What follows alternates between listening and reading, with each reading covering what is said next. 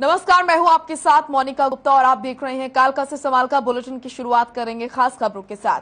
कैथल में कष्ट निवारण समिति की बैठक का आयोजन हुआ, जिसकी अध्यक्षता हरियाणा के परिवहन मंत्री मूलचंद शर्मा ने की। वहीं आपको बता दें कि बैठक में कुल 17 शिकायतों पर सुनवाई हुई, जिसमें से 5 पुरानी और 12 नई शिकायतें थीं। वहीं इनमें 2 शिकायतों को पेंडिंग रखा गया है। आपको बता दें कि परिवहन मंत्री ने जलभराव की समस्या से लेकर नई बसों के बारे में चर्चा की। मुख्यमंत्री जी ने मीटिंग ली थी, पूरे जलभराव जहां भी पूरे प्रदेश में है जल्दी से जल्दी पानी के निकाल, और मुख्यमंत्री जी ने कहा है कि सभी डीसी सभी अधिकारियों को, और बारिश का मौसम है जितनी बारिश हो उसे पानी की निकाल। हरियाणा के हर गांव में हर शहर में बसें चलेंगी, चाहे इलेक्ट्रिकल बस, हम 550 इलेक्ट्रिकल बस लेके आ रहे हैं, 250 मिनी बस लेके आ रहे हैं, और 1000 बस दूसरी नई बस लेके आ रहे हैं जो टाटा की है। पूरे प्रदेश में हर गांव में हर शहर में बस चलेंगे।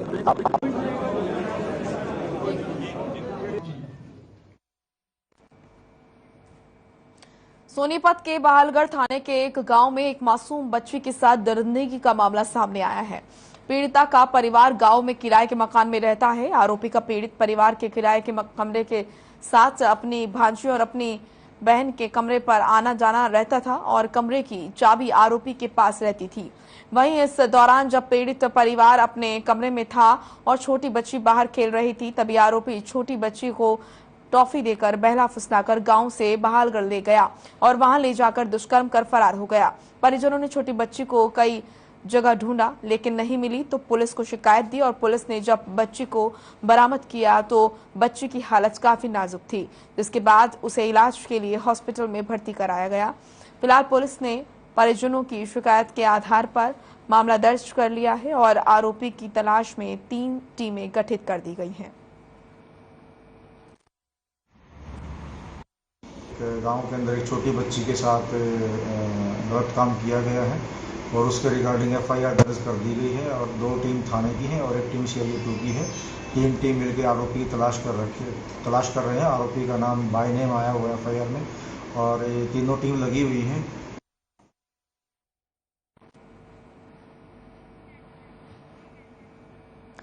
यमुनानगर में चोरों के हौसले इतने बुलंद है कि उन्हें पुलिस को बिल्कुल भी खौफ उनके अंदर पुलिस का नहीं है।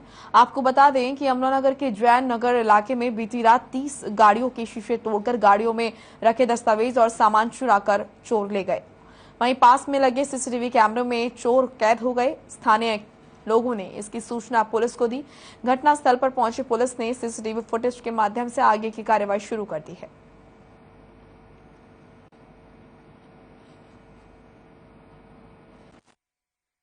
ये घटना यहाँ पे आज कम से कम 25-30 गाड़ियों के शीशे तोड़ दिए जी सावनपुरी में। जबकि आप ये देखो, आज से 2-3 दिन पहले ये जिम वाली गली के अंदर 2 गाड़ियों के शीशे टूटे थे। वो प्रशासन के पास भी गए, शासन के पास भी गए। अगर शासन प्रशासन अगर थोड़ा सतर्क होता तो आज वाली ये जो 25-30 गाड़ी की घटना हुई है ये नहीं होनी थी। रात लगभग 2 बजे के आसपास लगभग सभी गाड़ियों के शीशे टूटे हैं। यहाँ पे 20-22 गाड़ियों के आसपास, और अंदर से सारे सामान डॉक्यूमेंट वगैरह सब, थोड़ा बहुत कैश जो पड़ा था वो भी लेके चले गए। ये 3 बजे के आसपास जी कुछ शरारती लोग, मुंह पे कपड़ा बांधा हुआ था, वो कैमरे में आ रहे हैं, हमारे कैमरा लगा रखा है जो, उसमें 25 से 30 आदमी, जो 25 से 30 गाड़ियां जो तोड़ी गई हैं उनके राइट यानी कि जो दीवार की साइड वाली विंडो है वही तोड़ी गई है और सबके डैशबोर्ड्स करेल कर उसमें से कई में से सामान ले गए निकाल के, कई में रखा है। नगर में रात एक घटना घटी है जिसमें 3 दिन पहले 2 गाड़ी 25-30 गाड़ियों की शीशे तोड़ के उसके अंदर से जो डॉक्यूमेंट्स चीजें हैं वो सब लोग ले गए हैं। एक आधी गाड़ी टूटता तो कोई अलग थी, ये तो 25-30 गाड़ियों को इकट्ठी इन्होंने घटना घटाई है। हमारे प्रशासन से विनती करते हैं इसके बारे में इंक्वायरी करें। उसमें शीशा तोड़ गया डैशबोर्ड साइड का और वो सारे कागज वागज सारे पड़े थे और कागज तो लेके नहीं गए, यह है कि वो शीशा नुकसान करके चले गए। उसमें CCTV कैमरा है हमारा, उसमें सारा आ रहा है क्लियर, और वो मुंह ढका हुआ है तो इसलिए वो क्लियर उसमें आ नहीं रहा। हमारी दोनों गाड़ियाँ खड़ी थी बाहर, दोनों गाड़ियों के शीशे टूटे गए, एक गाड़ी के डॉक्यूमेंट निकल गए, एक के तो अंदर गाड़ी पड़े थे। अब देख तो है। पुलिस ने शिकायत की? हाँ जी, पुलिस सुबह आई थी। पुलिस सुबह आई थी 9 बजे, 8:30 9 बजे करीब आए थे, लेकिन वो देख के फोटो खींच के ले गए। कुरुक्षेत्र में कौशल निगम के तहत खाद्य और आपूर्ति विभाग में 400 चौकीदार कार्यरत हैं, जिनको अप्रैल, मई, जून और जुलाई का वेतन नहीं दिया गया, जिसको लेकर चौकीदार लघु सचिवालय के बाहर धरने पर बैठ गए और नारेबाजी करने लगे। प्रदर्शन कर रहे सभी चौकीदारों का कहना है कि गरीबी के कारण घर का गुजारा चलाना मुश्किल हो गया है और पिछले 4 महीने से वेतन भी नहीं दिया गया है। मौके पर पहुंचे अधिकारियों ने कहा कि पिछले 4 महीने से जिला खाद्य और आपूर्ति अधिकारी की सीट पर न बैठने के कारण इन सभी की सैलरी लेट हुई है। जब तक अधिकारी के हस्ताक्षर नहीं होंगे तब तक समस्या जस की तस बनी रहेगी। उच्च अधिकारियों को अवगत करा दिया गया है।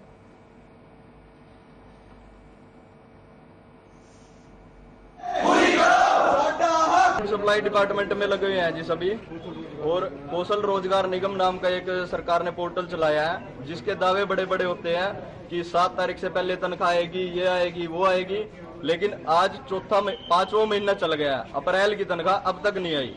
ये सब गरीब आदमी है, घर का गुजारा किसी का नहीं हो रहा है। सुबह से लेकर शाम तक फोन ही आते हैं कि तनख्वाह कब आएगी, जिसका जवाब हमारे पास, हमारे इंस्पेक्टर के साहब, हमारे विभाग के पास, किसी के पास ये जवाब नहीं है कि तनख्वाह कब आएगी। हम आज ये जवाब लेने आए हैं और अपनी तनख्वाह लेने आए हैं, और आज हम ये पता करके ही जाएंगे हमारी तनख्वाह कब आएगी।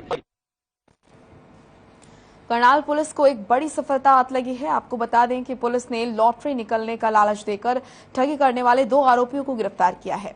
आरोपियों के कब्जे से 69,000 रुपए की नकदी, 2 मोबाइल फोन और 1 लैपटॉप बरामद हुआ है। फिलहाल पुलिस ने दोनों आरोपियों को गिरफ्तार कर आगे की पूछताछ शुरू कर दी है। 2 ठगों को पुलिस ने गिरफ्तार किया है। लॉटरी का लालच देकर ठगी किया करते थे दोनों आरोपी, तो पुलिस को यह कामयाबी हाथ लगी और लॉटरी का लालच देकर ठगी करने वाले 2 ठगों को पुलिस ने गिरफ्तार किया। आरोपियों से 69,000 रुपए नगद और लैपटॉप के साथ ही कुछ सामान बरामद किया।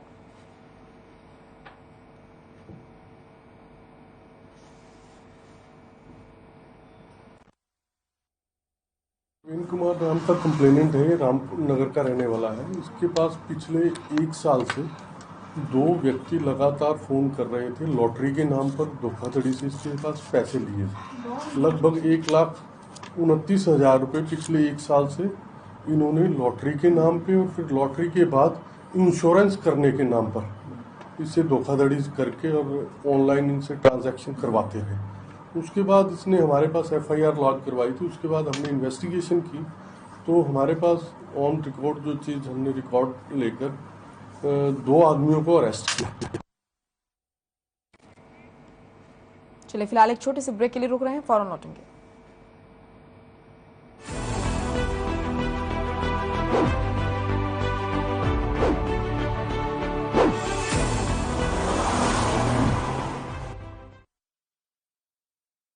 आदर्श का आशियाना, केरल का गोविंदन निवासी, कोलकाता में जन्म है काशी। हर हिंदुस्तानी की शान, ARB बियरिंग जोड़े सारा Hindustan. Hey mom, hey, look, I can download a song really fast. I can make dosas faster. Must be joking. Bus, 3 easy steps. Mix with water, spread batter, fry. गाना डाउनलोड हुआ? नहीं, पर तब तक मैं इडली बनाती हूँ। हमने बनाया किड्स से। अरे रंगों का, उमंगों का, अरे रंगों का, उमंगों का, जज्बा कहाँ रुकता है, मन साफ है तेरा, अंदर तो बाहर दिखता है। हर रिश्ते का एहसास रखते हैं, हर घर में अपनी पहचान खास रखते हैं। हम निर्मा एडवांस हैं, मन की तरह कपड़े भी साफ रखते हैं। निर्मा एडवांस। पंजाब है जसप्रीत का ठिकाना, मुंबई है आदर्श का आशियाना, केरल का गोविंदन निवासी, कोलकाता में जन्म है काशी। हर हिंदुस्तानी की शान, ARB बियरिंग जोड़े सारा Hindustan. Hey mom, hey, look, I can download a song really fast. I can make dosas faster. Must be joking. Bus, 3 easy steps. Mix with water, spread batter, fry. गाना डाउनलोड हुआ? नहीं, पर तब तक मैं इडली बनाती हूँ। बनाया। किड्स से। अरे रंगों का उमंगों का जज्बा कहाँ रुकता है, मन साफ है तेरा अंदर तो बाहर दिखता है। जो अच्छा हो जो सच्चा हो वही तो दिखता है। हम निरमा एडवांस हैं, मन की तरह कपड़े भी साफ रखते हैं। निरमा एडवांस। पंजाब है जसप्रीत का ठिकाना।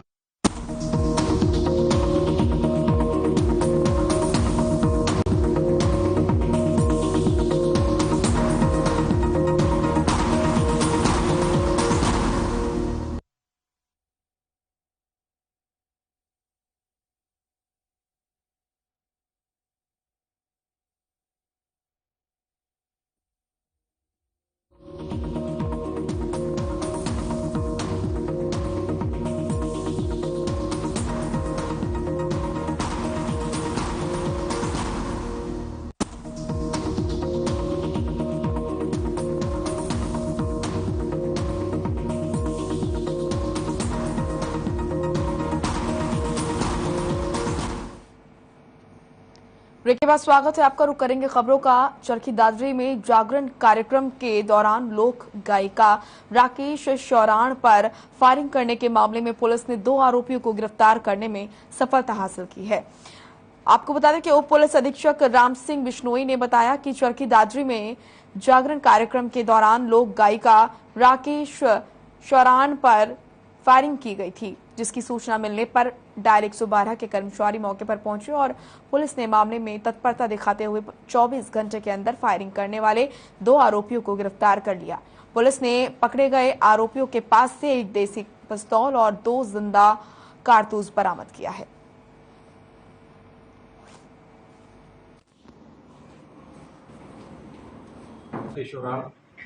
कार्यक्रम में आई हुई थी और उसने अपना प्रोग्राम दे करके वो अपनी गाड़ी में बैठ गई और अपने भाई का इंतजार कर रही थी।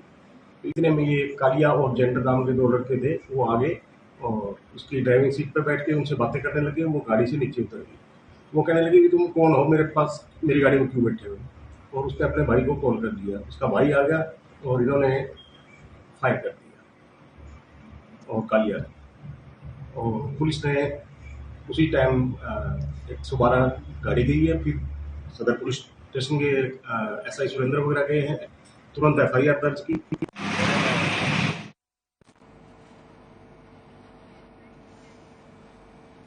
झांसी के आदर्श नगर में 4 से 5 युवकों ने एक घर में घुसकर ताबड़तोड़ गोलियां चलाई, जिसमें बंटी यादव की पत्नी और मां की मौत हो गई। पत्नी सुप्रिया रसोई में चाय बना रही थी और मां गीता यादव अपने कमरे में थी।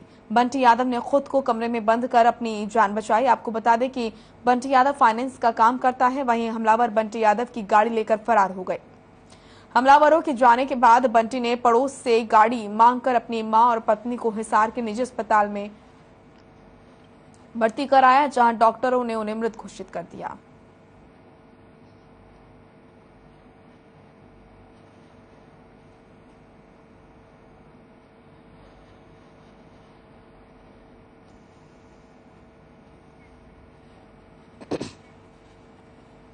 गुरुग्राम के सेक्टर 77 में MR पाम हिल सोसाइटी में मंगलवार को हुई घटना का उपायुक्त निशांत कुमार यादव ने दुख जताया। हादसे में मारे गए श्रमिकों के परिजनों के प्रति संवेदनाएं व्यक्त की। हादसे की जांच करने के लिए SDM ने 4 सदस्यीय समिति का गठन किया। हालांकि भरपाई किसी भी तरह नहीं हो सकती, फिर भी श्रम कानूनों के अनुसार हादसे में मारे गए श्रमिकों और घायल हुए परिजन को मुआवजा राशि 2 दिन में दे दी जाएगी। वहीं इस मामले में पुलिस ने मामला दर्ज कर लिया है। जिला प्रशासन श्रम विभाग ने सभी निर्माण स्थलों पर श्रमिकों के लिए बनाए गए सुरक्षा मानकों की गाइडलाइंस भिजवाना और उनकी पालना करवाएगा। वहीं निर्माण स्थलों पर आकस्मिक तौर पर सुरक्षा मानकों को भी चेक किया जाएगा। सभी बिल्डर्स और ठेकेदारों को श्रमिकों के लिए बनाए गए सुरक्षा मानक अपनाने के लिए बाध्य किया जाएगा।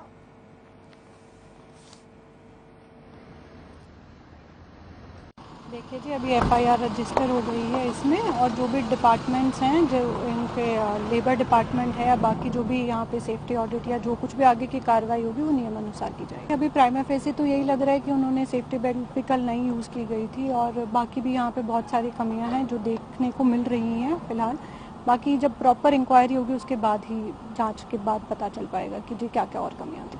अभी बहुत इनिशियल स्टेज में है जी इंक्वायरी, जैसे ही कोई ऑर्डर्स होंगे आप बता दें।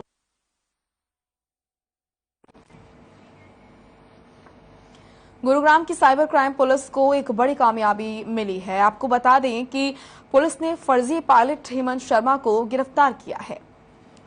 पुलिस ने बताया है कि आरोपी सिक्किम का रहने वाला है और इंडिगो एयरलाइंस में ग्राउंड्समैन के तौर पर काम कर चुका है। काम खुद को आपको बता दें कि पायलट ये खुद को बताता है एयरलाइंस की मेंबर्स एयर होस्टेस को टारगेट कर फ्रेंड रिक्वेस्ट भेजता था, उसके बाद उनसे फ्रॉड करता था। पुलिस ने बताया है कि आरोपी अब तक लाखों रुपए की ठगी कर चुका है। फिलहाल पुलिस ने आरोपी को गिरफ्तार कर आगे की कार्रवाई शुरू कर दी है। व्यक्ति जो इंस्टाग्राम पे अपने आप को पायलट बता के और वहाँ पे उसने एक ऐप के माध्यम से और काफ़ी लड़कियों के साथ दोस्ती करके और पैसे की ट्रांजैक्शन करवा ली उनसे और इस तरह से ठगी की है, जिसको हमारी साइबर SHO इंस्पेक्टर विजेंद्र के नेतृत्व में साइबर ईस्ट के SHO इंस्पेक्टर विजेंद्र के नेतृत्व में टीम ने बेहतरीन काम करते हुए और इसमें जो आरोपी था उसको गिरफ्तार करने में कामयाबी हासिल की है। बहादुरगढ़ में एक फैक्ट्री में मीथेन गैस की चपेट में आने से 4 श्रमिकों की दर्दनाक मौत हो गई।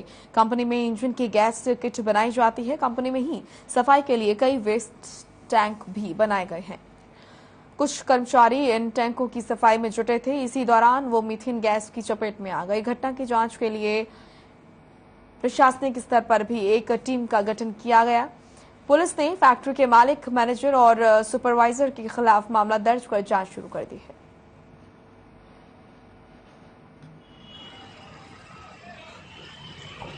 एरोप्लेस कंपनी में जो ओद की सफाई करते हुए जो ओद के अंदर वेस्टेज जो होता है वो उसके अंदर वेस्टेज की गाद इकट्ठी हुई थी। वहाँ 6 मजदूर उसकी सफाई करने के लिए उतरे थे, जो फिर जहरीली गैस होने के कारण उसमें भी बेहोश हो गए थे, जो जीवन ज्योति अस्पताल में एडमिट करवाए गए थे। जो 4 डेड हो गए थे और 2 अभी गंभीर रूप से घायल हैं, जो भी एडमिट हैं।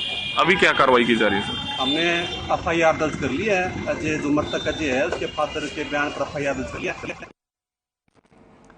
चलिए अब खबर जींद से है, जहां 132 गांवों को जगमग में लाने के लिए जिला अधिकारियों ने प्रपोजल तैयार कर मुख्यालय को भेजा है।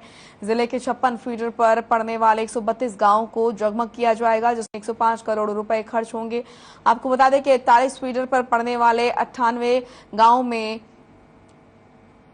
काम चल रहा है। जिले के सभी 300 गांवों को अब जगमग योजना के दायरे में लाया जाएगा। फिलहाल जिले के जिन 44 गांवों में जगमग योजना के तहत काम पूरा हुआ है, उनमें से 3 गांवों में 24 घंटे और बाकी 41 गांवों में 16 घंटे बिजली सप्लाई करवाई जा रही है।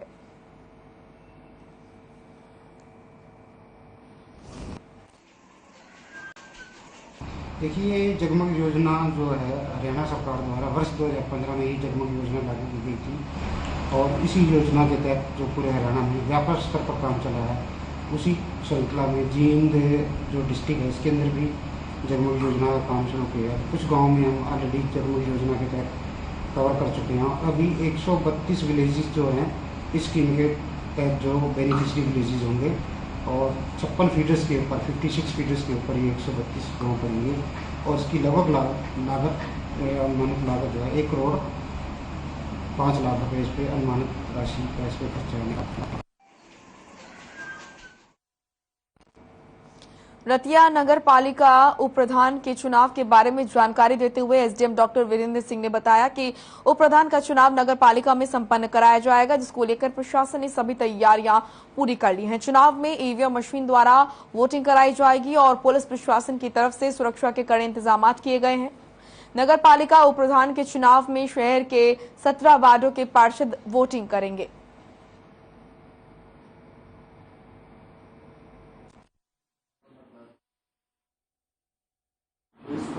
5 तारीख को 1 बजे चुनाव प्रक्रिया की जाएगी, जिसमें उप प्रधान नगर पालिका रतिया का चुनाव किया जाएगा। इसके लिए हमने शेड्यूल जारी कर दिया है। 1 बजे जो है हम नॉमिनेशन लेना स्टार्ट करेंगे। उसके बाद उसकी ऑन द स्पॉट स्क्रूटनी की जाएगी और उसके बाद विड्रॉल किया जाएगा। अगर कोई कैंडिडेट उसमें एक से ज़्यादा नॉमिनेशन में वैलिड पाया जाता है तो उसका ईवीएम के माध्यम से चुनाव करवाया जाएगा और ये कार्यक्रम सारा नगर पालिका ऑफिस के मीटिंग हॉल में किया जाएगा। बहादुरगढ़ में हर घर तिरंगा अभियान को सफल बनाने के लिए हर घर के नजदीक तिरंगा झंडा उपलब्ध कराने के लिए प्रशासन ने तैयारियां शुरू कर दी हैं। डीसी कैप्टन शक्ति सिंह ने बहादुरगढ़ बीडीपीओ सभागार में अधिकारियों, उद्यमियों और शहर के गणमान्य नागरिकों के साथ बैठक की और सभी से हर घर तिरंगा कार्यक्रम को सफल बनाने की अपील की और कहा कि हर घर को तिरंगा उपलब्ध कराया जाए जिससे जिले में हर निवासी अपने घर में तिरंगा फहरा सके। तिरंगा अभियान के दौरान विशेष सफाई अभियान भी चलाया जाएगा और पानी की निकासी के लिए नालों की सफाई भी की जाएगी।